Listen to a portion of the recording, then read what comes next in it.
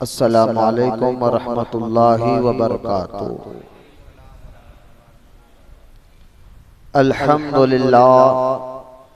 अल्हम्दुलिल्लाहि रब्बिल आलमीन वस्सलातु वस्सलामु अला सय्यिदिल मुरसलीन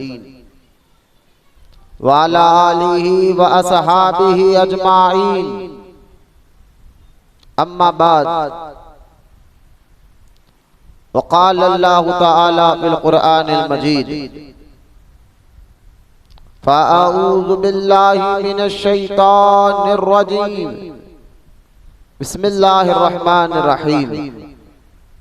वल फज्र वलयालिन अश्र वश्शफ़अि वल वत्र, आमन्तु बिल्लाहि सदक़ल्लाहुल अलिय्युल अज़ीम। वक़ाल अल्लाहु तआला फ़ी शानि हबीबिहिल करीम, इन्नल्लाहा व मलाइकतहु युसल्लूना अलन नबिय्यि या अय्युहल्लज़ीना आमनू सल्लू अलैहि व सल्लिमू तस्लीमा।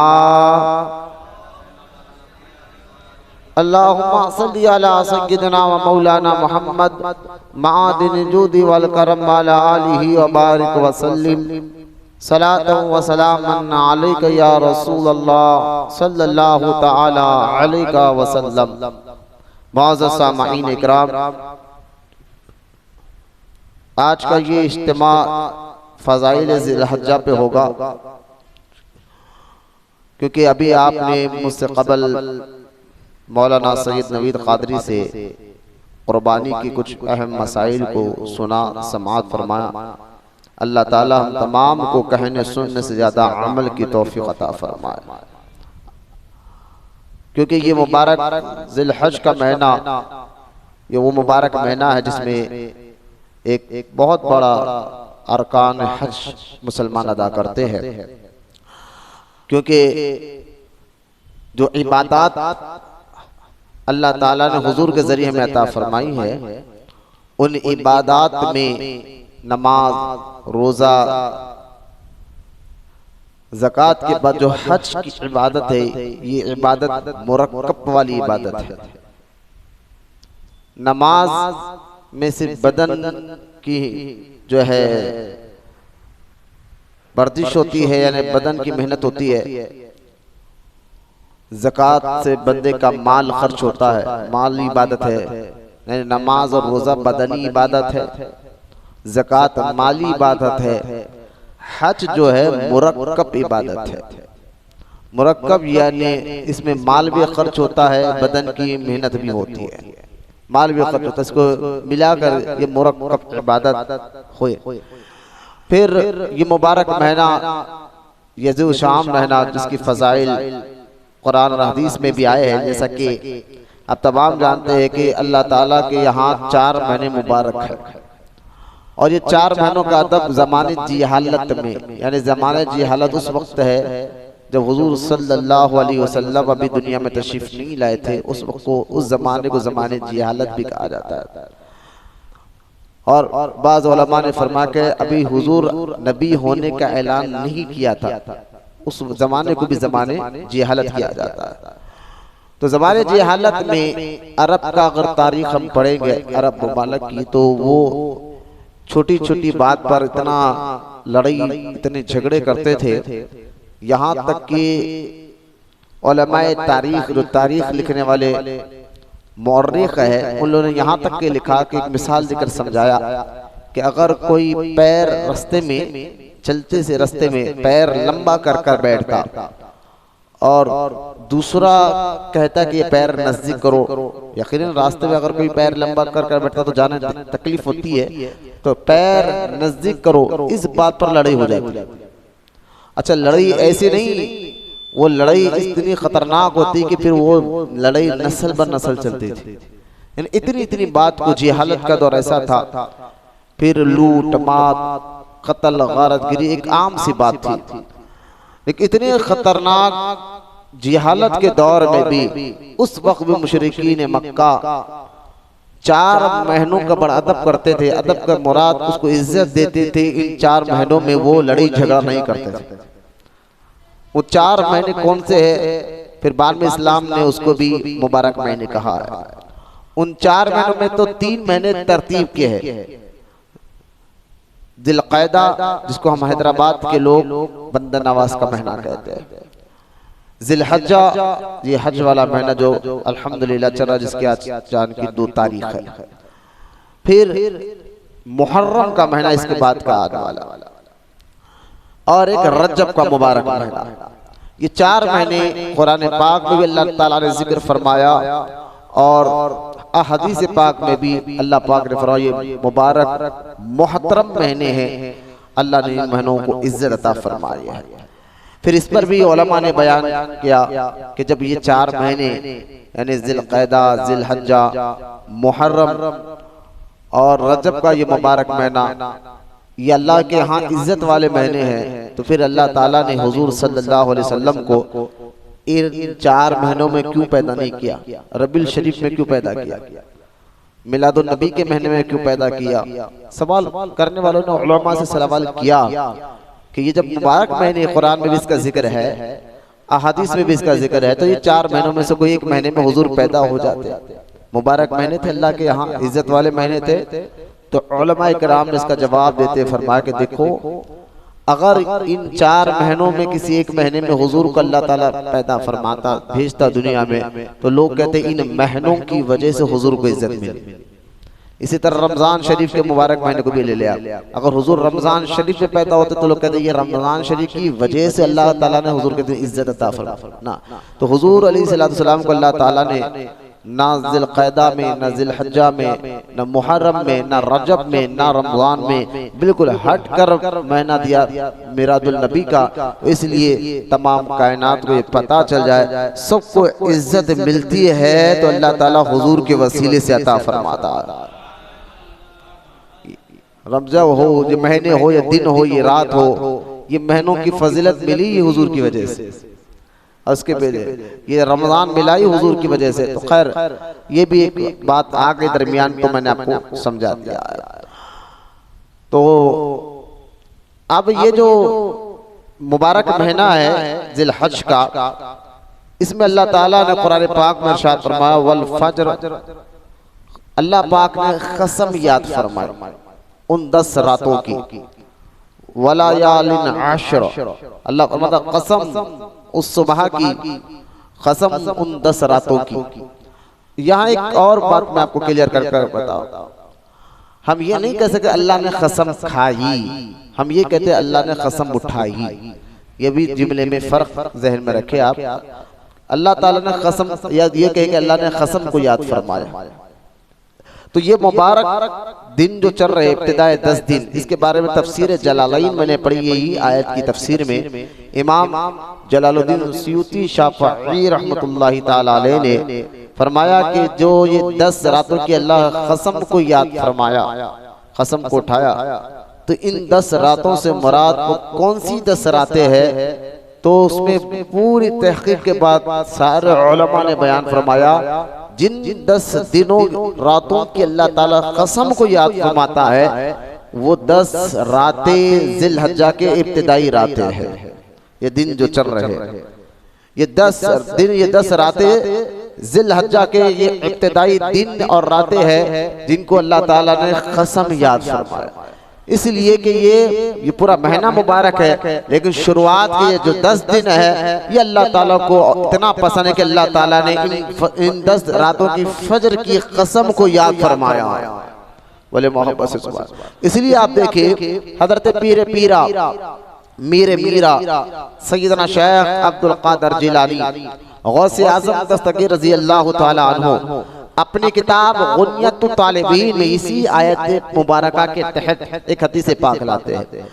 हजरत अब्बास रज़ी अल्लाह ताला अन्हु ने फरमाया हुजूर सल्लल्लाहु अलैहि वसल्लम अयाम तशरीक में किसी दिन हुजूर ने इरशाद फरमाया कि अयाम तशरीक जो ये 10 दिन चल रहे हैं, अयाम तशरीक में किसी दिन नेक काम करना अल्लाह ताला को हर दिन में नेक काम से ज्यादा महबूब है। यानी जो 10 दिन में नेक काम करता है अल्लाह ताला को ये 10 दिन की नेकियां और दिनों से ज्यादा महबूब है। और सहाबा इकराम ने फरमाया क्या या रसूलुल्लाह सल्लल्लाहु अलैहि वसल्लम, क्या अल्लाह की राह में जिहाद करने से भी ज्यादा, यानी जब हुजूर ने फरमाया कि ये जो 10 दिन की नेकियां है और दिनों से ज्यादा 10 दिन के अमाल को अल्लाह पसंद फरमाता है, तो सहाबा कहते हैं क्या एक मुजाहिद अल्लाह की राह में जिहाद करने जाता है तो उससे भी ज्यादा नेकी ये 10 दिन के नेकियों में करने वालों को अल्लाह अता फरमाएगा? हुजूर सल्लल्लाहु अलैहि वसल्लम ने फरमाया हाँ, लेकिन जो मुजाहिद अपने जान और अपने माल दोनों अल्लाह की राह में लुटा दे, माल भी लुटाए और जान भी अल्लाह की राह में दे दे, तो फिर उसका दर्जा और है।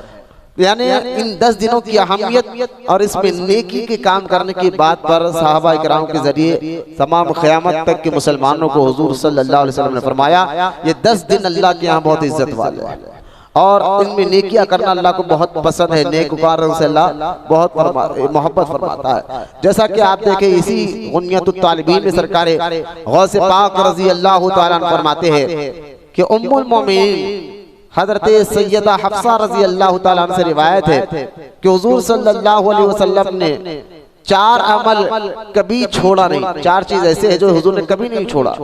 फरमा वो कौन से? फरमा पहली अशराए ज़िलहज्जा के रोजे,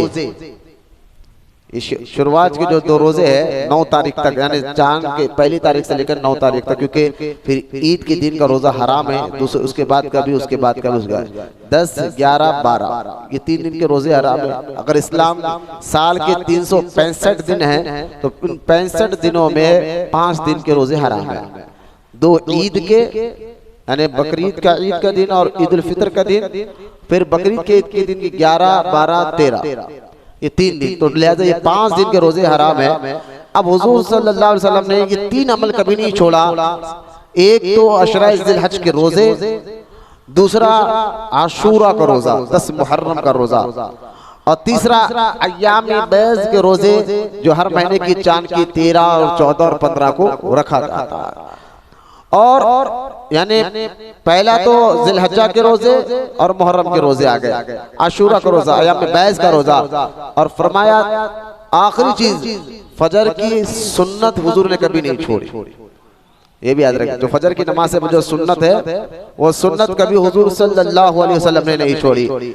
लिहाजा हजरत जाबिर बिन अब्दुल्लाह रज़ी अल्लाह तआला से रिवायत है, हुजूर सल्लल्लाहु अलैहि वसल्लम ने फरमाया जिसने माए ज़िलहज्जा के 10 दिन के रोजे रखे, यानी शुरुआत के 9, अल्लाह ताला हर रोजे के एवज उसके 1 साल के रोजे रखने का सवाब अता फरमाएगा। 1 रोजे का सवाब साल भर के रोजे रखने का सवाब अता फरमाएगा। और सईद बिन जुबैर फरमाते हैं कि ज़िलहज्जा की 10 रातों में तुम अपने चिराग ना बुझाओ। सईद बिन जुबैर रज़ी अल्लाह तआला अन्हु ये ताबई है और इतने बड़े ताबई बुजुर्ग गुजरे हैं कि ये इनकी मज़ार शरीफ जो है हजरत सैयदना सलमान फारसी रज़ी अल्लाह तआला अन्हु के कदमों में मौजूद है। मैंने अल्हम्दुलिल्लाह इस ताबई बुजुर्ग की ज़ियारत भी की है, क्योंकि ये सईद बिन जुबैर रज़ी अल्लाह तआला अन्हु को हज्जाज बिन यूसुफ ने शहीद किया था, सईद बिन जुबैर को। फिर बाद में ये बहुत बुरी मौत हज्जाज बिन यूसुफ जो है मरा।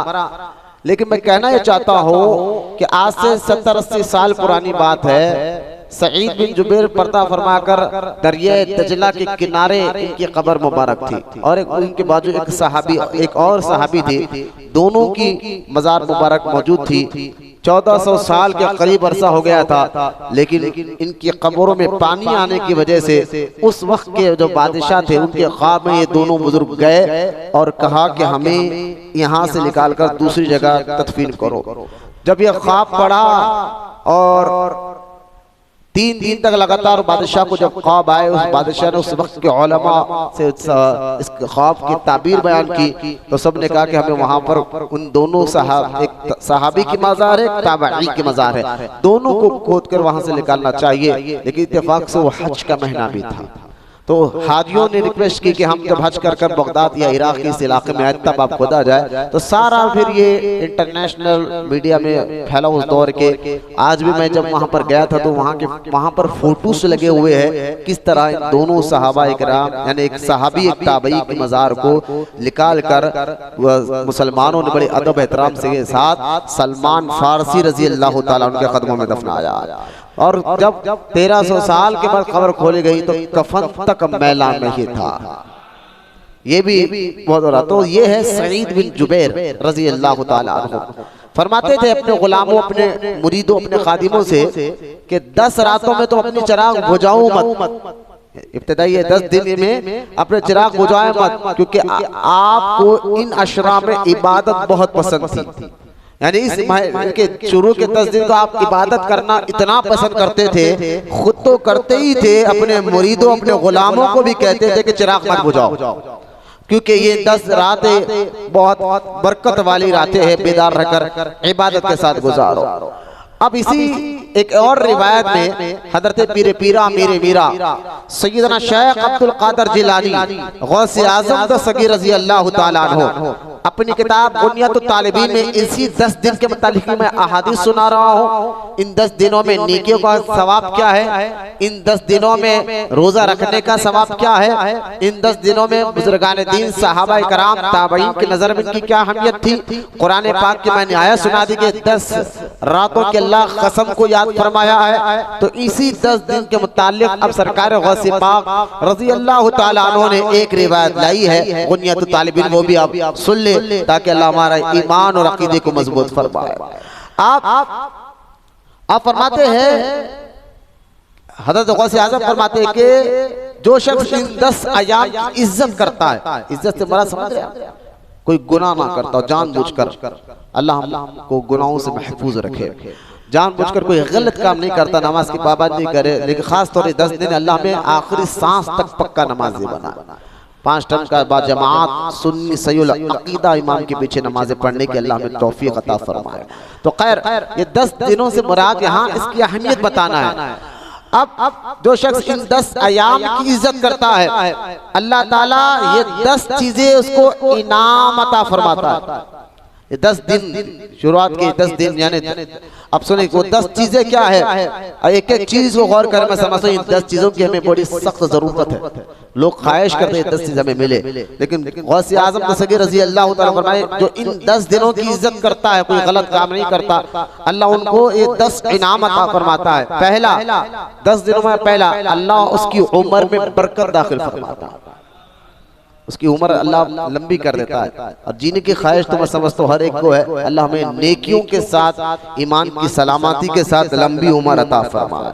तो लिहाजा पहला इनाम यह है 10 दिनों की जो इज्जत करता है अल्लाह उसकी उम्र में बरकत डालता है। दूसरा, और ये भी बड़ी जरूरत की चीज है, गौर से सुने, दूसरा इनाम अल्लाह ताला उसके माल में भी बरकत अता फरमाता है, बल्कि दुगना कर देता है। ये 2 चीज यानी अभी दोनों चीज भी आप देखें गौर करें कितनी अहम चीज है कि उम्र में बरकत, माल में अल्लाह पाक इजाफा फरमाता है बरकत के साथ साथ। तीसरा, अल्लाह ताला उसके अहलो हयाल की हिफाजत फरमाता है। ये 10 दिनों की इज्जत करने वालों के बीवी बच्चे अहलो हयाल के अल्लाह हिफाजत फरमाता है। और चौथा, इन 10 दिनों की जो इज्जत करता है अल्लाह ताला उसके गुनाहों का कफारा बना देता है, उसके गुनाहों को माफ फरमा देता है। चौथा, पांचवा जो है नेकियों में अल्लाह पाक उसको इजाफा कर देता है, यानी उसको अजर ज्यादा देता है, नेकी को लेकर अजर अपने फजल और करम से ज्यादा दिया जाता है। और यह 6वां, मरते वक्त उसकी रूह को आसानी से निकालता है, निजाम में आसानी कर देता है। और 7वां, जुल्मत में अल्लाह उसको रोशनी अता फरमाता है। मुसीबत, जुल्मत, अंधेरा बोलते ना हमारी जिंदगी में अंधेरा जुल्मत है, परेशानियां बहुत है, तो फिर अल्लाह उसको रोशनी अता फरमा देता है, जुल्मत में उसको रोशनी अता फरमाता है। और 8वां, मीजान में उसके, जब मीजान में उसके नामे आमाल को तोला जाएगा क़यामत के दिन, मीजान जो तराजू है उसके नामे आमाल को तोला जाएगा तो उसके नामे आमाल को अल्लाह ताला वजन फरमा देगा। बोलो मोहब्बत से सुभान अल्लाह। ये 9वां। और 10वां ये है कि अल्लाह ताला उसको दोज़ख के तमाम तबक़ात, दोज़ख में दर्जात अलग अलग है कि मुनाफिक को अलग डालेंगे, मुशरिक को अलग डालेंगे, काफिर को अलग, मुर्तद को अलग, इस तरह उसके 10 दर्जात है। तो अल्लाह ताला उन 10 तबक़ात से मोमिन की हिफाजत करेगा, नजात दे देगा। ये है। और जन्नत के दर्जात पर उरूज, जिसने, अब आगे गौसे आज़म फरमाते हैं, जिसने इस अशरा में, अशरा अरबी में कहते हैं 10 दिनों को, जरा सुनिए आप, जिसने इस अशरा में किसी मिस्कीन को कुछ खैरात दी, कुछ खैरात दी, मिस्कीन, गरीब, यतीम, बेसहारा। अच्छा ये भी याद रखें, मिस्कीन से मुराद हमें सीखना चाहिए। मिस्कीन किसको कहते हैं, यतीम किसको कहते हैं, बेवा तो हम समझते हैं, लेकिन मिस्कीन से मुराद वो मिस्कीन है जो रोटों पे आपको भीख मांगते नजर आते हैं। ये भी ज़हन रखिए आप, जो सिग्नलों के पास या घरों पे आकर मांगते हैं, ये पेशावर फकीर है। और इन पेशावर यानी कि मांगना ही ड्यूटी है, भीख मांगना इनकी आदत है, इनकी ड्यूटी है। और जरा सुनिएगा, इस्लामिक कानून है पेशावर फकीरों को देना हराम। हाँ, हम जो दे देते ना सिग्नलों पर, ले बाबा खैरात ले, जा दुआ कर दे, नहीं, पेशावर फकीरों को देने की इजाजत नहीं है। आपने देखा होगा कितने आज जो है मामलात हो रहे हैं पेशावर फकीरों के, एक माफिया चल रहा है, इस पर गौर करें आप। वो एक माफिया गुंडागर्दी चल रही है सिग्नलों पर, ट्रैफिक सिग्नलों पर इनका एक माफिया है कि 2 घंटे तुम करेंगे, 2 घंटे तुम करेंगे, 2 घंटे तुम करें। फिर वो बहुत उसकी एक डिटेल है। तो लिहाजा आज ये आज जो है ना, हुकूमत भी इनके खिलाफ एक्शन ले रही है कि कभी फकीर को पकड़कर जो सिग्नलों पर, रोडों पर भीख मांगता पकड़ो, तो पता चला भाई इसकी तो लाखों रुपए की बिल्डिंग है, ये तो इंटरेस्ट पे लाखों रुपए का सूद दे रहा है लोगों को। आज पकड़े जाने के बाद तो मैंने कहा ये आज कानून इस पर एक्शन ले रही है। हुजूर ने 1400 साल पहले ये बात बता दिया, पेशावर फकीरों को देना मना है। मिस्कीन किसको कहते हैं, पहले हम सीखे, इबादत सीखने से आती है, इबादत सीखने से आती है, देखा देखी हम हासिल नहीं कर सकते। इसलिए मैं कहता हूँ अक्सर नमाज सीखना पड़ता है, रोजे के मसाइल सीखना पड़ता है। कुर्बानी देने वाले कितनी गड़बड़िया कुर्बानी में देते हैं कि आप ये साल अब्बा के नाम से, गैसे साल अम्मी के नाम से निकाला था, ये साल से अब्बा के नाम से, अगले साल दादा के नाम से, फला साल नानी के नाम से। जबकि वो इनके चाहे अब्बा जिंदा हो या मरहूम हो, माँ बाप जिंदा हो या मरहूम हो, लेकिन पहले उसको ये तो पता चलना चाहिए था कि माल तेरा हो तो पहले कुर्बानी तेरी निकालना वाजिब है, तेरे नाम की निकालना वाजिब है। बाद में अगर माल अल्लाह ने और अता फरमाए तो अपने मरहूम, अपने बड़ों के नाम से निकाल सकता है। ये मसला ही नहीं मालूम है। जब मैं तकरीर में 2 साल पुरानी एक बात मैं बता रहा था कि मैं जुमा के दिन तकरीर में ये मसले को बयान किया कि भाई आप ऊपर माल है, अगर माँ बाप के पास माल नहीं है और कमा आप रहे लेकिन आपका माल है, आप उसके मालिक है, तो पहले आप अपना वाजिब अदा करें, अपने नाम की कुर्बानी दे, बाद में अपने, और अल्लाह ने आपको माल दिया तो माँ के भी नाम से निकाले, बाप के भी नाम से निकाले, लेकिन पहले खुद के नाम की निकालना वाजिब है। यकीन जानिए वो नौजवान नमाज जुमा के बाद मिलकर आंखों में आंसू लाकर कहने लगा, हजरत पता नहीं था, बरसों से मैं यही काम कर लेते आ रहा हूँ, माल तो मेरा है, पैसा तो मेरा है, मैं अपने नाम की कुर्बानी ने अपने माँ या बाप के नाम की कुर्बानी देते हुए आ रहा था। आज मसला मालूम हो गया, क्यों? क्योंकि सीखा नहीं था ना। इसलिए कहता हूँ इबादत सीखना पड़ता है, इबादत सीखने से दीन समझ में आता है। पर जितने बुजुर्गान दीन को आप देख ले, चाहे वो सरकार गौसे पाक रज़ी अल्लाह ताला अन्हु, जितने औलिया अल्लाह है, पहले इन्होंने इल्म हासिल किया, बाद में इबादत की। गौसे पाक माँ पेट वली, मैं तो अक्सर एक जुमला कहता हूँ, गौसे आजम रूहों की दुनिया से वली। हाँ, पेट में आने के बाद भी आपके कई करामात है, पैदा होने के बाद भी आपके करामात है, लेकिन आप पढ़कर देखिए गौसे पाक रज़ी अल्लाह ताला अन्हु को, जब आप 5 साल के हुए तो आपके माँ ने आपको मदरसे में दाखिल फरमाया। खुद गौसे आजम से पूछा गया कि या शेख अब्दुल कादिर जिलानी, आप ये बताइए आप अल्लाह के वली है, आपको कब पता चला? तो सरकार गौसे आजम फरमाते, जब मैं मदरसा जाया करता था तो फरिश्ते आवाज देकर कहते थे, हटो अल्लाह के वली को बैठने की जगह अता फरमा। यानी मैं बताना ये चाह रहा हूँ, इतने बड़े वली है लेकिन पहले उन्होंने इल्म हासिल फरमाया। गौसे आज़म पहले इल्म हासिल कर रहे हैं। गरीब नवाज को देख लिया आप, ख्वाजा गरीब नवाज रहमतुल्लाहि ताला अलैह, जब इब्राहिम खंदूजी रहमतुल्लाहि ताला अलैह ने गरीब नवाज को अपने पास से सूखी रोटी का टुकड़ा खिलाया तो आपने अपना बाग, क्योंकि दुनिया में जो थोड़ी दुनिया की मोहब्बत थी वो भी निकली, और अपना जो बाग था अल्लाह की राह में इसको दिया, और फिर आप बुखारा गए, ईरान गए। उस वक्त के बड़े बड़े शहरों में जब बड़े बड़े मदरसे और उलमा थे, वहां जाकर निशापुर गरीब नवाज गए, बुखारा गरीब नवाज गए, ईरान के कई इलाकों में गरीब नवाज जाकर वहां जाकर पहले आपने इल्म हासिल फरमाया। तो बड़े बड़े बुजुर्गों को देखे, पहले इन्होंने इल्म हासिल किया, बाद में मुरीद बने। मुरीद पहले नहीं बने, पहले इल्म हासिल किया, उसके बाद मुरीद बने, क्योंकि इल्म उजाला है, तुम्हें अंधेरे में रहने ही नहीं देगा। इल्म एक ऐसी नूर, ऐसी रोशनी है, तुम्हें गलत कदम उठाने नहीं देगा। तो लिहाजा हमें पता नहीं चलता कि मुर्शिद की शराइत क्या है, पीर होता कैसा है। इसलिए ढोंगियों फेक बाबाओं के हाथ में आकर हम फंस जाते हैं और कहते हैं यार मुर्शिद ऐसे ही होते हैं, पीर ऐसे ही होते हैं, और करता कोई है और नाम सबका ले लेते हैं कि भाई सारे पीर ऐसे होता ना। मैंने कहा गलती तुम्हारी है, तुमने इल्म हासिल नहीं किया, तुमने सीखा नहीं है, तुम धोखा खा रहे हो। वरना जो वाकई पीर होता है, हुजूर सल्लल्लाहु अलैहि वसल्लम ने उनके बारे में इरशाद फरमाया, उन्हें देखने से अल्लाह याद आ जाता है। ये होते सच्चे पीर, जिनको देखकर अल्लाह याद आ जाए। वो कौन से पीर है जिनको देखकर लोग गांजा पीने वाले बने, जिनको देखकर लोग 10-10 अंगूठियां पहनने वाले बने, जिनको देखकर लोग नमाजें छोड़ने वाले बने? ना, पीरों के पीर सरकार गौसे पाक रज़ी अल्लाह ताला अन्हु फरमाते हैं, मैंने 90 साल की जिंदगी, गौसे आजम की सारी जिंदगी 90 साल है।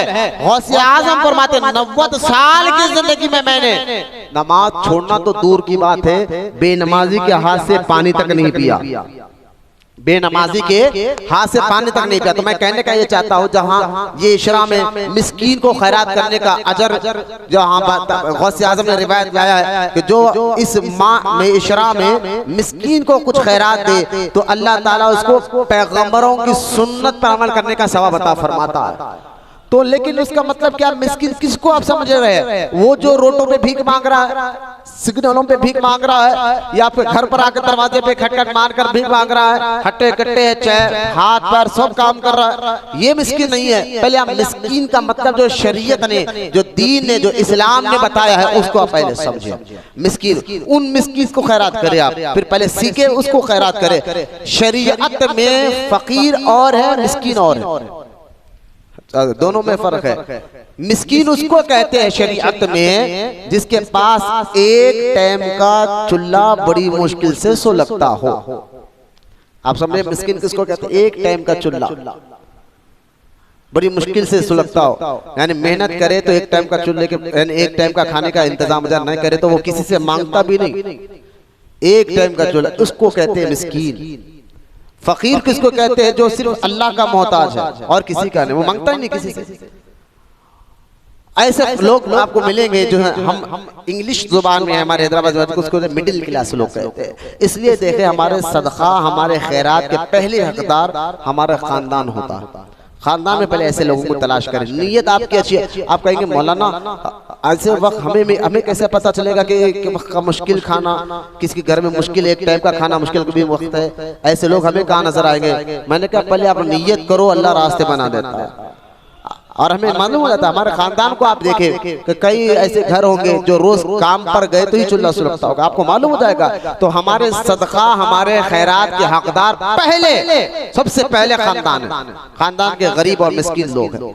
उसके बाद दूसरे नंबर पर पड़ोसी आते हैं और तीसरे नंबर पर मदरसा या मस्जिद आता है। देखिए आप, आज हो रहा कुछ और है, खानदान को छोड़कर हम मस्जिदों में चिराग लगा रहे हैं, कोई मदरसों को आबाद कर रहा है। ठीक है, बहुत अच्छी बात है मस्जिद में लगाना, लेकिन भाई पहले जो हक जिसका अदा है उसको अदा करो।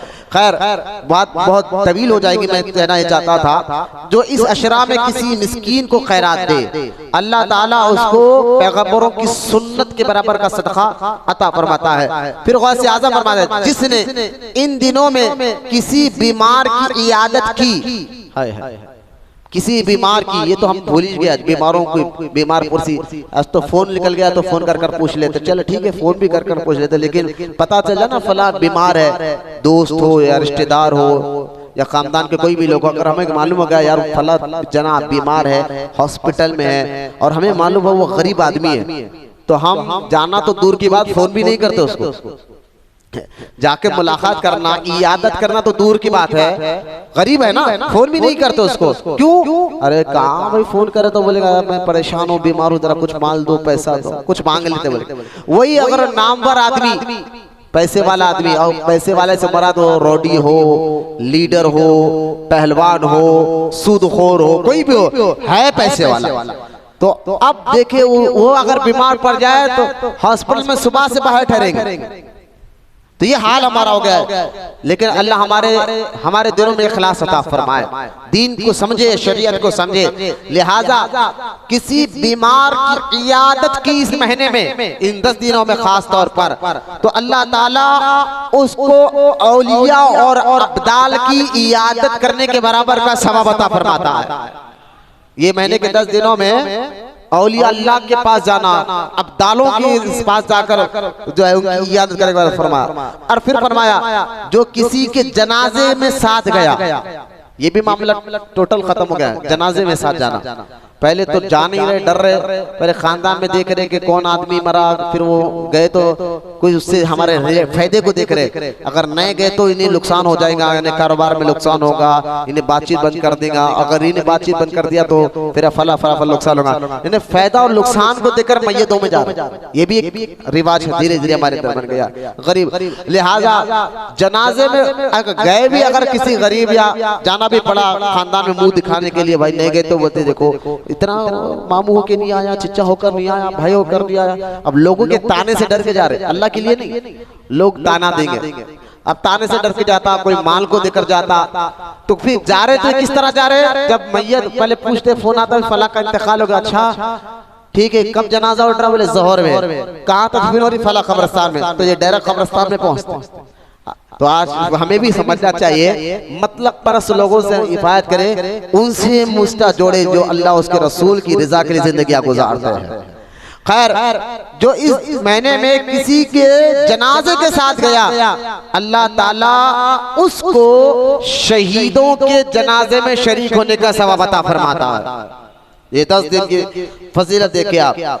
अब आगे बढ़ाए, जिस किसी मोमिन को इस अशरा में, इस महीने 10 दिनों में अशरा में अच्छा लिबास बनाया, अपनी तरफ से नया कपड़ा खरीद कर दिया, अच्छा लिबास बनाया, अल्लाह ताला उसको अपनी तरफ से खिल्लत पहनाएगा, यानी अपना कुर्ब अता फरमाएगा, खिल्लत पहनाएगा। और जो किसी यतीम पर मेहरबानी करेगा इन 10 दिनों में, यतीम कहते हैं उस नाबालिग बच्चे को जिसका बाप बचपन में इंतकाल होकर गया, माँ नहीं बाप इंतकाल कर गया।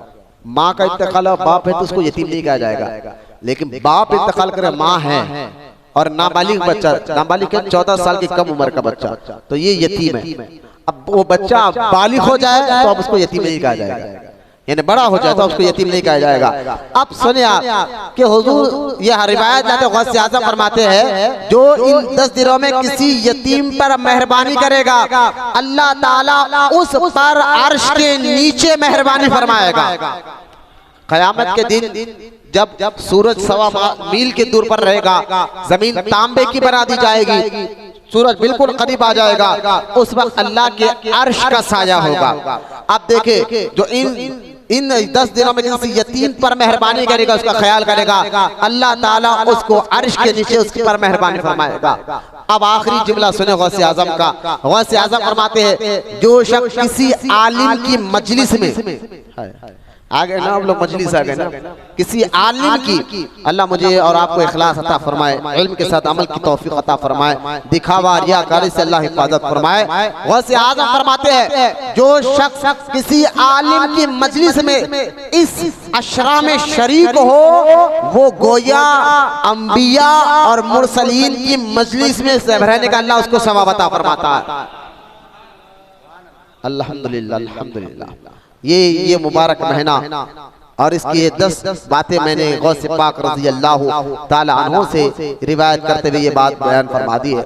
ये मुबारक महीने में खास तौर जब ये महीना आता है, हमें सरकारे मदीना अलैहिस्सलातु वस्सलाम के जद्द आला अबुल अंबिया हजरत सैयदना इब्राहिम अलैहिस्सलाम की तरफ बहुत जहन जाता है। क्यों जरा इब्राहिम अलैहिस्सलाम की तरफ जहन क्यों जाता है? उससे पहले एक बात समझ ले कि हम दुनिया में आए क्यों, इसका मकसद को आप समझे। खास तौर पर इस मकसद को आप समझे कि हमें दुनिया में क्यों भेजा गया है, वजह क्या है भेजने की। क्योंकि हम अपने घर से निकलते तो कोई बिला वजह नहीं निकलते, कोई एक मकसद होता है किसी जगह जाने का, फला काम करने का। अगर आप रास्ते में कहीं पूछे भाई कहाँ जा रहे हो, तो आप यूं ही निकला था नहीं कहेंगे। कोई टहलने का मकसद होता है, कहीं जाने का मकसद होता है, कोई ना। जब हम घर से निकलते हैं तो बगैर मकसद से नहीं निकलते। तो इस दुनिया में अल्लाह ताला ने हमें जो भेजा है तो बगैर मकसद से नहीं भेजा। क्यों भेजा है? हम अहले ईमान हैं, अल्लाह पर यकीन रखने वाले। तो खुद अल्लाह ताला ने कुरान पाक में फरमाया कि मैंने जिन्नात और इंसान को अपनी इबादत के लिए बनाया है। पहले इस मकसद को समझिए। इब्राहिम अलैहिस्सलाम को समझना है तो ये बात को आपको पहले जहन में बिठाना होगा, आने वाली बात आपको समझ में आ जाएगी। पहले मकसद क्यों हमें भेजा गया, इसलिए कि ये जो है ना अल्लाह की इबादत, उसकी मारिफत के लिए इंसान और जिन्नत को बनाए गए, दुनिया में आए अल्लाह की इबादत के लिए। इसलिए आप देखें हुजूर सल्लल्लाहु अलैहि वसल्लम को अल्लाह ताला कुरान में फरमाया, हबीब कह दो कुल इन्ना सलाती व ममाती व नुसुकी व महमाया लिल्लाहि रब्बिल आलमीन। शायद थोड़ा सा पढ़ने में मुझे दिक्कत है, लेकिन मैं इसका तर्जुमा आपके सामने, कुल इन्ना सलाती, ऐ हबीब कह दीजिए मेरा नमाज, मेरे रोजा, मेरी कुर्बानी सब अल्लाह के लिए है। सब चीजें, मेरा जीना, मेरा मरना, ममाती व हयाती, मरना भी अल्लाह के लिए, जीना भी अल्लाह के लिए, और लिल्लाहि रब्बिल आलमीन, तमाम काम अल्लाह के लिए है। अब इस आयत मुबारका के तहत ये बात पता चल गया कि दुनिया में बंदों इंसान को बनाया गया अल्लाह की मारिफत, उसकी इबादत के लिए, उसकी इबादत के लिए। अब अल्लाह की मारिफत और इबादत के लिए जब भेजा गया है, पहले हम ये समझिए जिसको हम अल्लाह कह रहे हैं, जिसको हम माबूद कह रहे हैं, उसका मतलब क्या है। माबूद का मतलब क्या है, रब का मतलब क्या है, इन मतलबों को जहन में बिठाए, समझिए आप बात को। पहले इल्मे कलाम में अल्लाह उसको कहा जाता है जो रब खुद से है, वाजिबुल वजूद है। अल्लाह इल्मे कलाम में उसको कहा जाता है, या सुनिए आप, जो खुद से है, वाजिबुल वजूद है, उसको किसी ने नहीं बनाया, सबको उसने बनाया। लम यलिद व लम यूलद, सूरह इखलास में हम कहते हैं ना उसकी कोई औलाद है ना उसके कोई माँ बाप है। तो इल्मे कलाम कुरान हदीस की रोशनी में हम बात समझे कि हम उस रब की मारिफत हासिल करने आए हैं जो वाजिबुल वजूद है। दुनिया में हम उस रब की इबादत के लिए भेजे गए हैं। पहले इबादत का एक मतलब भी और सुन लीजिए आप। हम समझे जैसे ही हमारे इबादत, भाई इबादत करो, अल्लाह की इबादत करो, तो हमारे जहन में क्या आ जाता है, कलमा पढ़ने के बाद हमारे जहन में आता है नमाज अल्लाह की इबादत, रोजा अल्लाह की इबादत, अल्लाह ने माल दिया तो ज़कात दो, खैरात करो, ये अल्लाह की इबादत, अल्लाह ने माल दिया तो हज करने जाओ, ये अल्लाह की इबादत। हम नमाज, रोजा, हज, ज़कात हुई कि समझते ये इबादत है। ऐसा नहीं है, ये इबादत है, इसके अलावा भी इबादत है।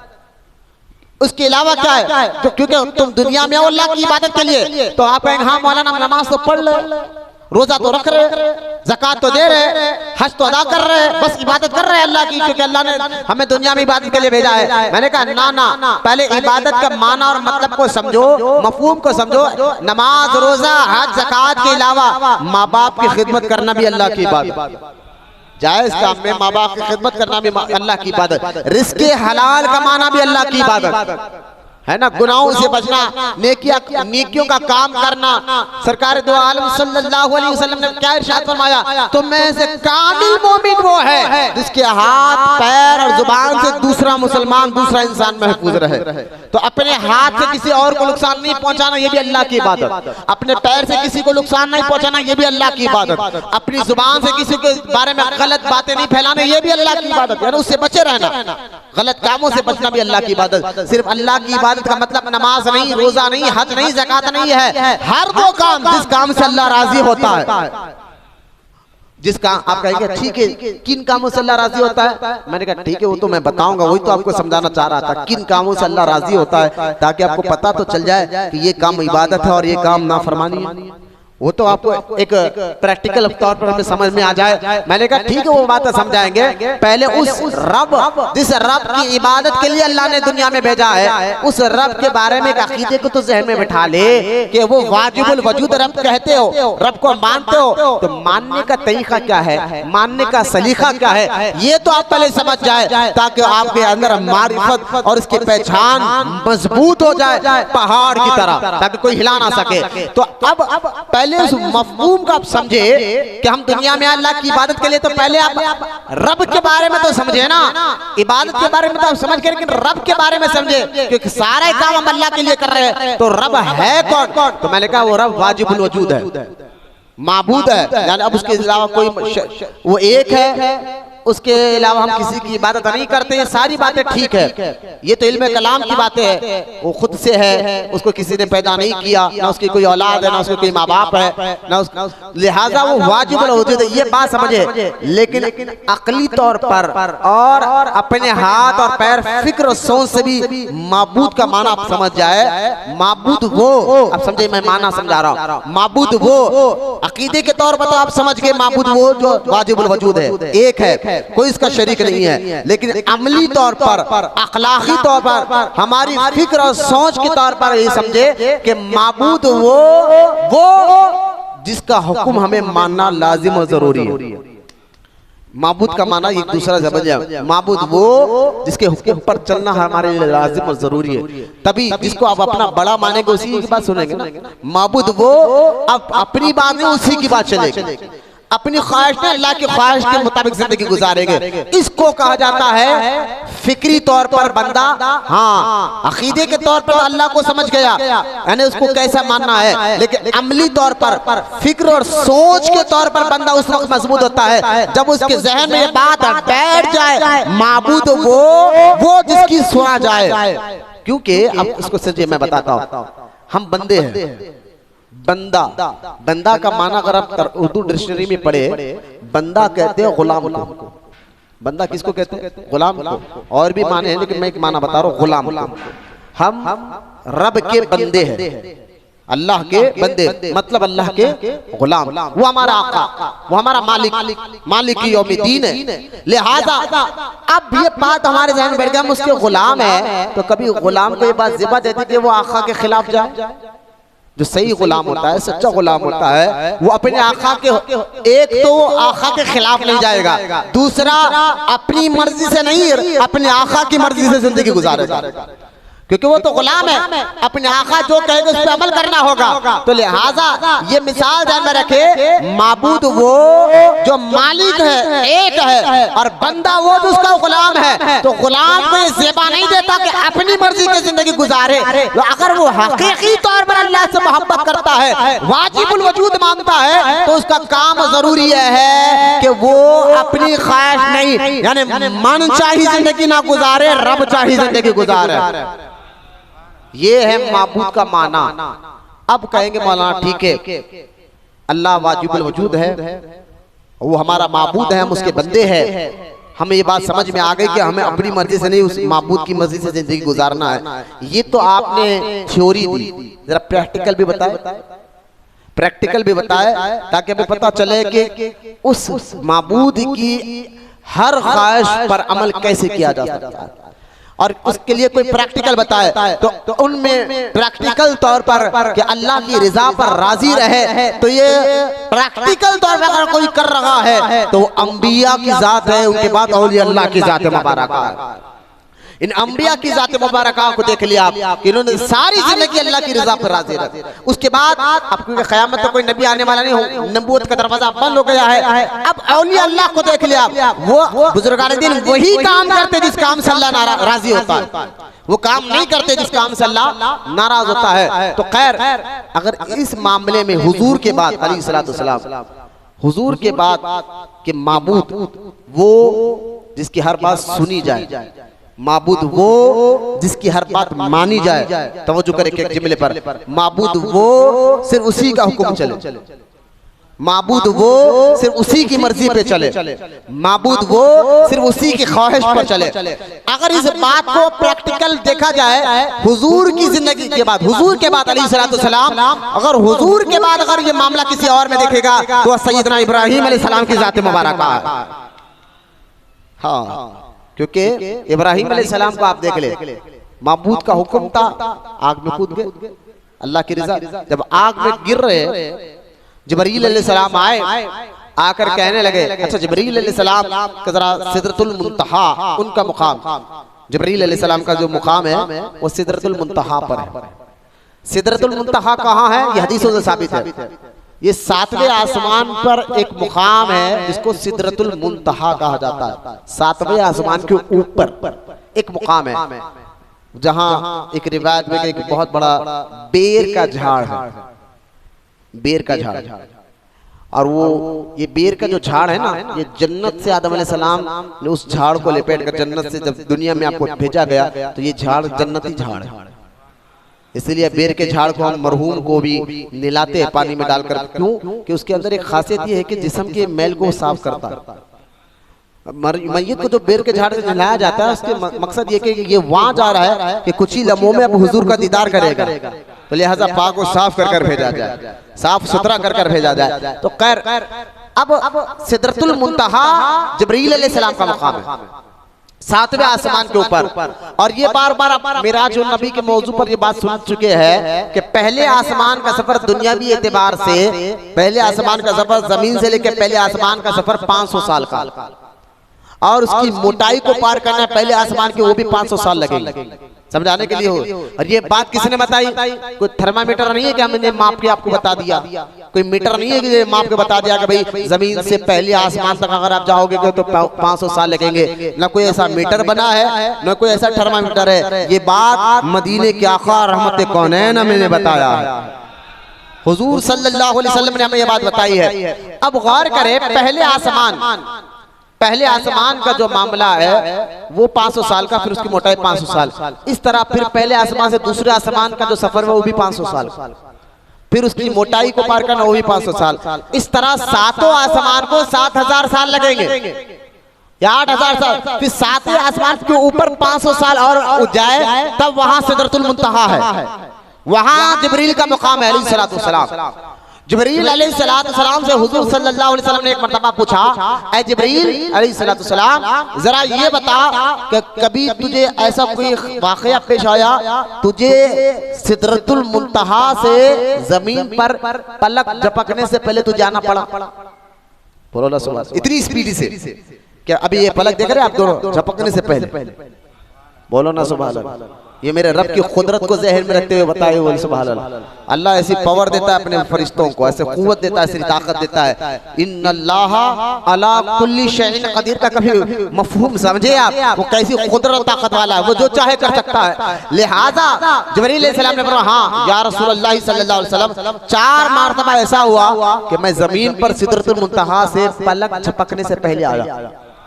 फरमाओ इतनी स्पीडी से? हाँ, पहले 4 मरतबा कौन से है? फरमाओ पहला मरतबा जिब्रील अलैहिस्सलाम कहते हैं, पहला मरतबा जब इब्राहीम अलैहिस्सलाम को आग में डाला जा रहा तो अल्लाह ताला ने मुझे कहा जिब्रील जा मेरे इब्राहीम खलीलुल्लाह के पास। हजरत इब्राहीम अलैहिस्सलाम पर जिब्रील अलैहिस्सलाम कहते हैं मैं आग में डालने से पहले वहां मौजूद था। फिर फरमाया दूसरा, कहा जब इब्राहीम अलैहिस्सलाम अल्लाह की रजा के लिए अपने बेटे इस्माइल अलैहिस्सलाम को ज़िबा कर रहे थे, अल्लाह ने फरमाया जिब्रील जा जन्नत से दुम्बा ले जा और मेरे इस्माइल को हटाकर दुम्बा रख दे। तो मैं बहुत स्पीड से आया। और फरमाया तीसरी मर्तबा हजरत यूसुफ अलैहिस्सलाम के भाइयों ने जब यूसुफ अलैहिस्सलाम को पानी के कुएं में फेंका तो अल्लाह पाक ने फरमाया जिब्रील जा कुएं में तल पे जाने से पहले तू जा और यूसुफ को अदब के साथ नीचे बिठा दे। ये तीसरी मर्तबा। और फरमाया चौथी मर्तबा कहा या रसूलुल्लाह सल्लल्लाहु अलैहि वसल्लम जब आपको जंग अहद में जब दुश्मन ने आपके मुबारक को जख्म किया, खून मुबारक बहने लगा, अल्लाह पाक ने फरमाया जिब्रील मेरे महबूब का खून जमीन पर गिरने से पहले जाकर परों में उस खून को ले ले। अगर मेरे महबूब का खून जमीन पर गिर जाएगा तो याद रखे जिब्रील जमीन पर हरी सब्जी कभी नहीं उगेगी। लिहाजा जिब्रील अलैहिस्सलाम कहते हैं हैं, मैं उस वक्त अल्लाह के हुक्म से आपका खून मुबारक जमीन पे गिरने से पहले आकर उसको पर में उठा लिया। बोले वहां बस ये 4 मरतबा जिब्रील अलैहिस्सलाम कहते मैं आसमान से जमीन पर बड़ी तेजी के साथ आया, स्पीडी के साथ आया। तो यहाँ मैं एक जुमला कहना चाहता हूँ, जब जिब्रील अलैहिस्सलाम मेरे आका के गुलाम है, मेरे और नबी के गुलाम है, गुलाम की स्पीडी का ये आलम है कि सिदरतुल मुंतहा से पल भर में जमीन पर और आए गए, पल भर में। तो मेरे आका मेराज की रात पल भर में जाकर आए, तो इसमें ताज्जुब की क्या बात है, पल भर शुक्र में गए और रब को देख कर आए, तो इसमें ताज्जुब की बात नहीं होना चाहिए। तो जिब्रील आप इस बात को समझे कि उस रब वो उसी की रज़ा पर जिंदगी गुजारना है। तो हुजूर के बाद अलैहिस्सलाम ये मामला इब्राहिम अलैहिस्सलाम को देख रहे हैं, बचपन से आपके इम्तिहानात, पैदा होने से पहले नमरूद का पैदा होने नहीं दूंगा। आपके माँ ने आपको एक जंगल में ले जाकर गार के अंदर जो है आपकी विलादत हुई, फिर वहां छोड़कर आप वापस शहर में आई, फिर बड़े हुए, फिर पहले आपने तबलीग घर वालों पर की, फिर घर वालों को समझाया, वो नहीं माने तो आपको आपने मोहल्ले बस्ती वालों को समझाया, वो नहीं माने, बात नमरूद तक गई, नमरूद से मुनाजरा हुआ, वो नहीं माना, तो यहाँ तक कि आपको फिर आग में डाला गया। आप जिब्रील अलैहिस्सलाम ने कहा कि ए इब्राहिम अलैहिस्सलाम आप ये कहे मैं आपकी कोई मदद कर सकता हूँ। जिब्रील अलैहिस्सलाम कहने लगे मैं आपकी कोई मदद कर सकता हूँ। जिब्रील इब्राहिम अलैहिस्सलाम ने कहा कि ए जिब्रील मैं आज तेरे से कोई मदद लेना नहीं चाहता। कहा ठीक है, अगर मदद लेना नहीं चाहते तो कम से कम अल्लाह से दुआ तो कर दीजिए, अल्लाह आपको इसमें इससे इस बला से हिफाजत में रखे। तो फिर इब्राहिम अलैहिस्सलाम ने फरमाया जिब्रील ये बता ये आग जलाई किसने?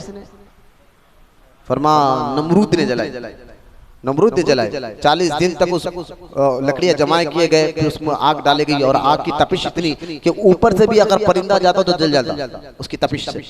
कहा जिब्रील अलैहिस्सलाम ने आग तो नमरूद ने जलाई है। इब्राहिम अलैहिस्सलाम फरमाया नमरूद के इस दिल में ये ख्याल किसने डाला? देखिए इस तौहीद को समझिए आप। जिब्रील ये बता कि ये आग तो नमरूद ने जलाई है, लेकिन ये ख्याल नमरूद के दिल में आया कैसे? तो जिब्रील ने कहा अल्लाह ने डाला। तो जब रब्बे जलील की ये मर्जी है कि उसका वो आग में डाला जाए, तो खलील भी उसकी रजा पर राजी है। रब्बे जलील चाहता है कि आग में गिरे।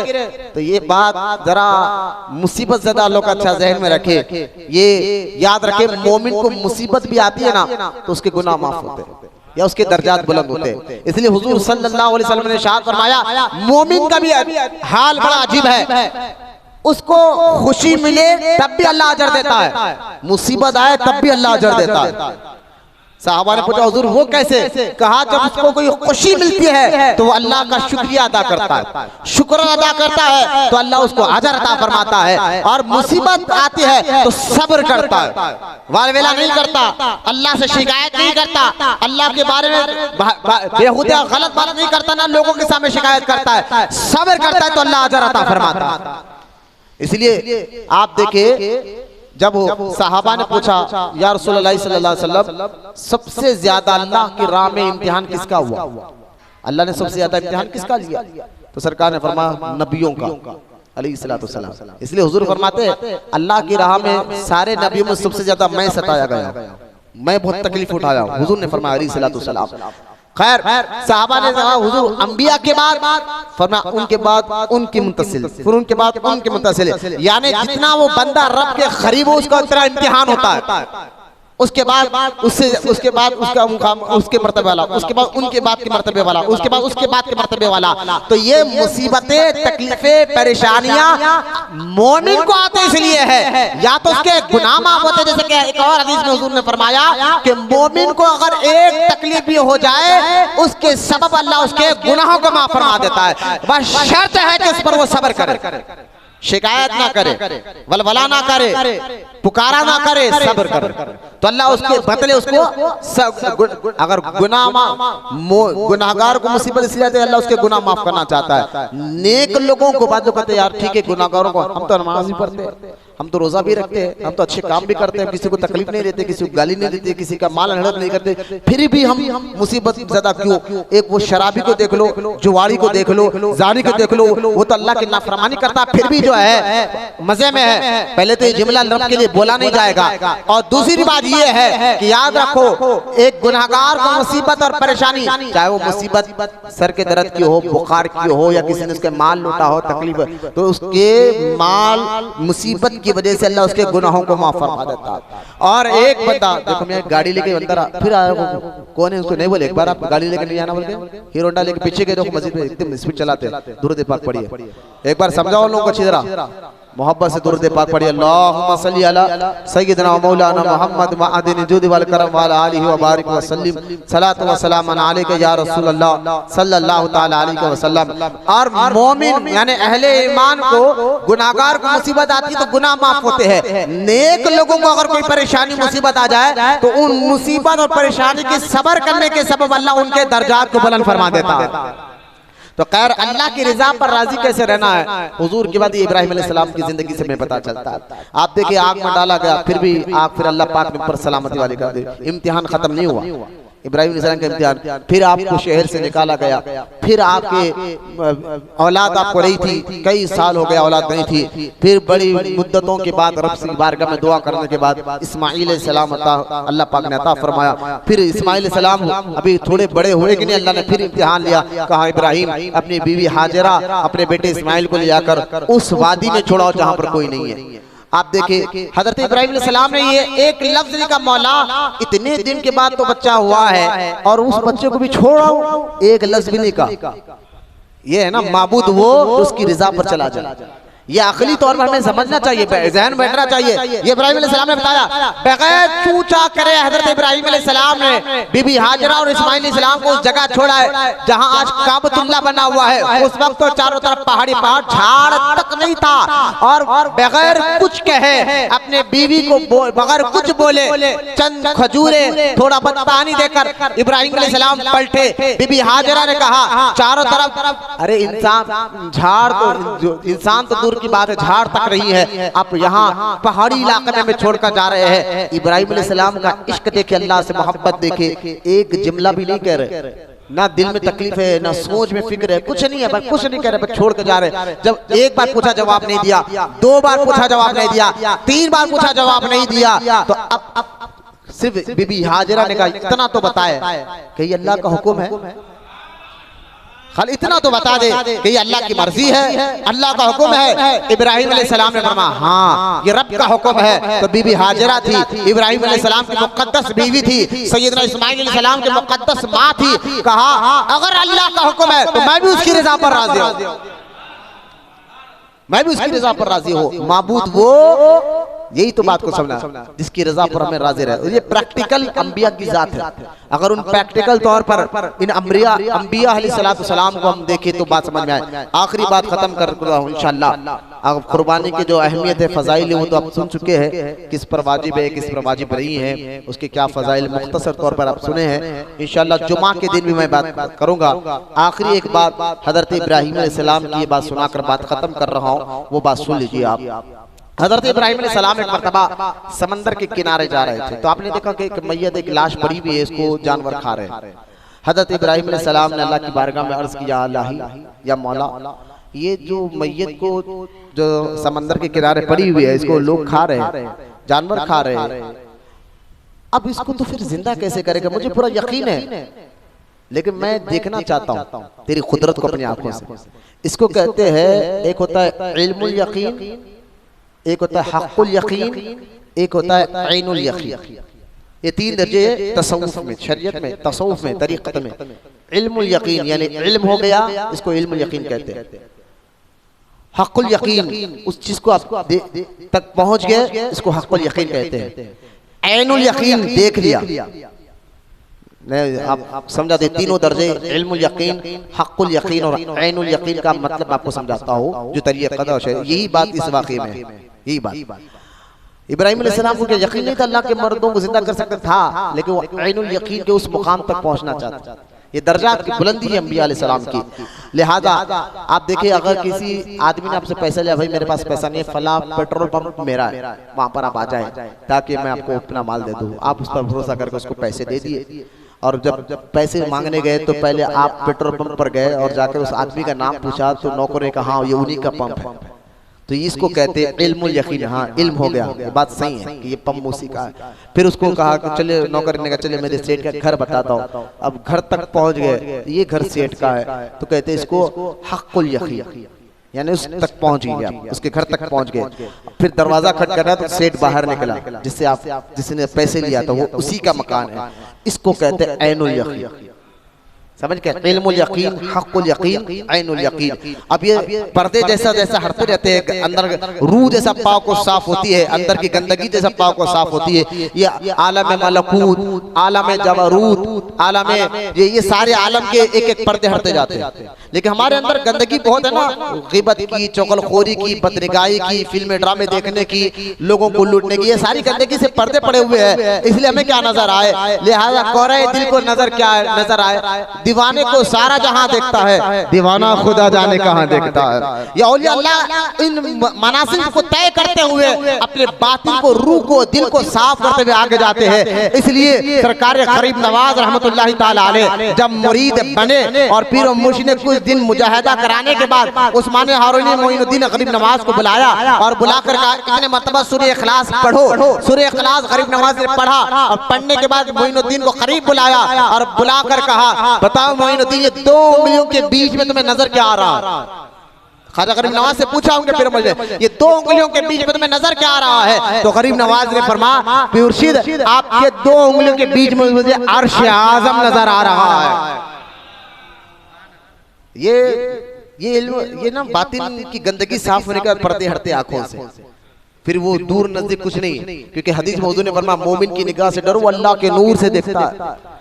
फिर वो अल्लाह के नूर कैसा होगा, जो अर्श आज़म सिदरतुल मुंतहा से आगे अर्श का मुकाम, सिदरतुल मुंतहा का मैंने आपको बताया उससे आगे अर्श आज़म है। तो खैर ये जो वाकया है ये तसव्वुफ के लिए बहुत बेहतरीन वाकया।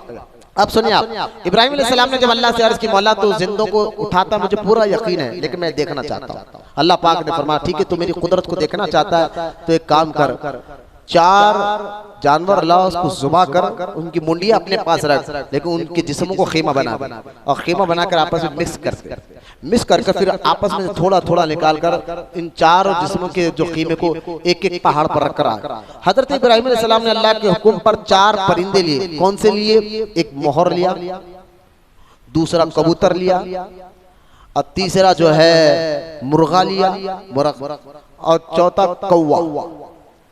ठीक है, कबूतर, मोर, मुर्गा, कौवा, ये ज्यादा है। 4 चीजों को लिया, इन 4 को जुबा किया, उनकी मुंडियां अपने पास रखे, उनके जिस्मों का खेमा बना दिया और मिला दिया, आपस मिक्स कर दिया। मिक्स कर जो है उनके थोड़े थोड़े गोश्त को 4 पहाड़ों पर अलग अलग रख दिया। कहा मौला अब क्या करो? अल्लाह पाक ने फरमाया जिब्रील ऐ इब्राहिम आप नीचे पहाड़ पर नीचे जा और नीचे जाकर जिस जानवर का है उस जानवर का नाम लेकर पुकार, नाम लेकर ए मोहर आ, एक मुर्गा आ, एक कबूतर आ, एक कौवा आ, ये कह कर पुकार। इब्राहिम अलैहिस्सलाम ने पुकारा तो इब्राहिम अलैहिस्सलाम ने देखा कि वो जो गोश्त कीमा बनाकर मिक्स हो गया था ना, उनसे थोड़े थोड़े आज्जा अलग होने लगे और हवा में उड़कर, यानी मोर का मोहर से जुड़ गया, कबूतर का कबूतर से जुड़ गया, मुर्ग का मुर्ग से जुड़ गया, कौवे का कौवे से जुड़ गया, पूरा जिस्म तैयार हुआ और एक एक कर आए। मोहर ने अपनी मुंडी लगा ली, कबूतर ने अपनी मुंडी लगा ली, कौवे ने अपनी मुंडी लगा ली, मुर्ग ने अपनी मुंडी लगा ली और वो चले गए। तो लिहाजा ये खुदा का करिश्मा इब्राहिम अलैहिस्सलाम को अल्लाह ताला ने दिखाया। इस पर एक बात, कुछ मसले यहाँ हल होते हैं। पहले तो जाहिरी मसले सुनिए आप, कुछ मसले हल होते हैं। एक तो मसला ये हल हुआ कि मुर्दे सुनते नहीं सुनते, लोगों को शक था ना, तो मुर्दे सुनते हैं, अल्लाह ताला उनको इंतकाल के बाद भी सुनाता है, जैसा कि 4 जानवर मर गए लेकिन अल्लाह ने उनकी आवाज सुनाया। दूसरा फिर उन मुर्दों को पुकारना, अल्लाह वालों को पुकारना ये जायज है। इब्राहिम अलैहिस्सलाम की जुबान में अल्लाह ने तासीर, जिंदा तो अल्लाह ने किया लेकिन कहा इब्राहिम तू पुकार, पुकारना तू है, जिंदा तो मैं करूंगा। इसलिए आप देखें गौसे आजम ने कई मुर्दों को जिंदा किया, खुम बिइज़्निल्लाह, जुबान गौसे आजम की थी, मुर्दों को जिंदा अल्लाह कर दिया करता था। लोग शक ना करिए, वाकया कुरान पाक में, कुरान पाक में तीसरे पारे में है ये वाकया सारा। कुरान पाक जो ये परिंदे वाला वाकया है ना, कुरान के तीसरे पारे सूरह अल इमरान में मौजूद है। लिहाजा एक तो ये मामला मालूम हुआ कि मुर्दे मरने के बाद भी जिंदा होते हैं, उनकी आवाज को सुना जाता है, फिर उनको पुकारना कि अल्लाह वाले पुकार को फिर उनको जिंदा करती है अल्लाह की अता से। ये सारी बातें समझने के बाद अब इसी वाकये को तरीक़त के हिसाब से समझते हैं। हजरत अब्दुल वाहिद बिलग्रामी रहमतुल्लाह ताला अपनी किताब सनाबिल शरीफ में एक इस वाक़े को लेकर एक बात, यानी मुरीदों को और अपने नफ्स से मुजाहिदा करने वालों को ये बात समझाते हैं। नफ्स जो है ना, नफ्स ये बड़ा खतरनाक है। हमारा नफ्स फिरौन है अगर इसकी तरबियत नहीं करे तो। इसलिए बुजुर्गान ने फरमाते हैं कि नफ्स फिरौन की तरह। क्यों बोले? फिरौन जो खुदाई का दावा करा, अगर हमारे पास नफ्स इतना खतरनाक है हमारा, अगर ये भटकाने पे आ जाए और साथ में तुम्हें अंदर पैसे आ जाए, पैसा आ जाए, नफ्स की बात सुने और पैसा भी तुम्हारे पास आ जाए, तो तुम्हें खुदाई का दावा करा सकता है। हाँ, जो हमारे हम नफ्स के दिलदादा है लेकिन पैसा हमारे पास नहीं है। असलियत पैसा आने के बाद समझ में आती है कि फिर बंदा खुदाई का दावा कर सकता है। इसलिए बुजुर्गान ने फरमाया नफ्स की तरबियत करो। अब यहाँ आप देखिए अब्दुल वाहिद बिलग्रामी फरमाते हैं कि इब्राहिम अलैहिस्सलाम ने, अभी आखिरी बात है फिर हम जिक्र के लिए बैठ जाएंगे, जो 4 जानवरों को ज़ुबा किया है, इससे मुराद, इसका मतलब क्या है? इसका मुराद, इसका मतलब ये है कि आपने मोहर को क्यों ज़ुबा किया और क्यों जानवर नहीं लिया? आपने कबूतर को क्यों ज़ुबा किया और क्यों जानवर क्यों नहीं लिया? मुरख को क्यों ज़ुबा किया और क्यों नहीं लिया? कौवे को क्यों ज़ुबा किया और क्यों नहीं लिया? तो फरमाया इसमें बहुत बारीकी है तरीक़त की। वो क्या है? फरमाया मोहर की सिफत को गौर करो, कौवे की सिफत को गौर करो, कबूतर की सिफत को गौर करो और मुरख की सिफत को गौर करो। इन चारों में 4 ऐसी सिफत है, वो सिफत बहुत खतरनाक है और वो सिफत इंसानों के अंदर भी है। सिफत कहते हैं खूबी को, सिफत कहते हैं आदत को। वो 4 चीजें मोहर में भी है, कबूतर में भी है, कौवे में भी है, मुरख में भी है। अगर वो 4 सिफतें इंसानों में भी है, लेकिन अगर वो 4 सिफतों को मिटा दे, बोले वो क्या 4 आदत ऐसी क्या है? मोहर में तकब्बुर है। मोहर में क्या है? तकब्बुर बहुत है, अनानियत, इसलिए अपने आप को बहुत खूबसूरत समझता है। तो अल्लाह की बारगाह में मुतकब्बिर पसंद नहीं। जो अल्लाह के लिए, अल्लाह के बारगाह में तकब्बुर करते हैं ना, वह तो क्या, तकब्बुर का माना क्या है? सामने वाले को हकीर समझना, मैं अच्छा समझ, इसको कहते हैं तकब्बुर। यानी सामने वाले को गिरा कर देखना, और ये अल्लाह को पसंद नहीं। और जो मुरीद है उनके लिए तो ये चीज होना भी नहीं चाहिए, वरना रूहानियत आ ही नहीं सकती, आपकी रूहानी ताकत बढ़ ही नहीं सकती, आपके अंदर के पर्दे हट ही नहीं सकते अगर आपके अंदर तकब्बुर हो। इसलिए बुजुर्गान दीन को देखे उनके अंदर आजिज़ी बहुत होती थी, रहते थे ऊंचे मुकाम पर, बुलंद, रूहानियत इतनी ऊंची थी, लेकिन फिर भी जो है ना, हर एक मुरीद चाहे अमीर हो या गरीब हो, सबको सीने से लगा, सबकी बात मानते थे, सबकी बात सुनते थे। तो खैर, मोहर के अंदर तकब्बुर है और कबूतर के अंदर जो सिफत है वो सबसे दोस्ती करने की। इसलिए देखे वो कबूतर को लोग उड़ाते हैं तो फिर दूसरे कबूतर को दोस्ती कर अपने इस तरफ भी ला लेता है। तो लिहाजा हर एक को दोस्त ना बनाओ, हर एक को दोस्त ना बनाओ। हुजूर फरमाते दोस्त उसी को बनाओ जो तुम्हारे, जो उसका तरीका, जो उसकी दोस्ती करने से पहले उसके तरीके को देखो, क्योंकि आदमी अपने दोस्त के तरीके को बहुत पसंद करता है। आज हमारे दोस्त शराबिया, पहलवाना, रौडिया, सूदखोरा, अब ऐसे की सोहबत में बैठेंगे तो क्या? अगर दोस्त बनाना तो दीनदार को बनाओ, क्योंकि हुजूर फरमाते तुम्हारी मिजाज क्या है, तुम दोस्त के तरीके को पसंद करते हो। लिहाजा कबूतर की आदत क्या है? उसके अंदर दोस्ती हर एक से करने की आदत है। मुर्गे की आदत क्या है? उसके अंदर शहवत बहुत है, हर जगह मुंह मारता हो। और अगर जिना, हमारा इंसान अगर जिना करे, अपनी बीवी को छोड़कर गैर औरत के साथ संबंध करे, ये नाजायज और हराम काम करे, तब भी उसकी रूहानियत नहीं बढ़ सकती। वो तो गुनाहगार है, लेकिन रूहानी तौर पर बात बता रहा, इसके अंदर शहवत नहीं होना चाहिए, गंदगी नहीं होना चाहिए। और कौवे में लालच बहुत है, हिरस बहुत है। लंबी उम्र तो रहती थी, एक एक कौवे की उम्र 150 साल होती है। आप तारीख पढ़कर देखें, अल्लामा दमीरी की हयातुल हैवान पढ़कर देखें, वो कौवे की उम्र लंबी होती है 40 साल भी। लेकिन अगर उस कि बंदा जो एक चीज वो हिरस यानी खाने का रहता फिर भी और लाके जमा करता और लाके जमा करता और लाके जमा करता। अब अल्लामा अब्दुल वाहिद बिलग्रामी रहमतुल्लाह तआला फरमाते हैं एक मुरीद के अंदर भी 4 आदतें निकालना होगा। एक तकब्बुर निकालना होगा, दूसरा हर एक से दोस्ती करने की आदत निकालना होगा, तीसरा शहवत की आदत निकालना होगा, चौथा हिरस निकालना होगा। जो ये 4 आदतों को मिटा देता है तो फिर जो फना हो जाता है, इन 4 आदतों को खत्म कर देता अपने अंदर से, तो अल्लाह ताला गैब के पर्दे हटाकर हकीकत की मंजिल तक पहुंचा देता है। हाय हाय हाय, समझ रहे आप? हमें तो वो चादर दिखती है मजार पर, लेकिन जो उस मंजिल पे हो तो वो मजार पे आराम करने वाले बुजुर्ग को देख लेता। हमें क्यों नजर नहीं आता? मैंने कहा बहुत गंदगी भरी हुई है, शहवत जैसी, लालच जैसी, तकब्बुर जैसी, तुम्हारे अंदर की गंदगी बहुत है। ये खत्म होगा तो फिर मजार पे आराम करने वाले बुजुर्ग भी तुम्हें नजर आएगा, तुम्हें फरिश्ते नजर आ जाएंगे, हाँ हाँ, तुम्हें अर्श मुअल्ला नजर आ जाएगा। ये गरीब नवाज ने क्यों नहीं कहा कि मुर्शिद तुम्हारे 2 उंगलियों में मुझे अर्श आज़म नजर आ रहा है?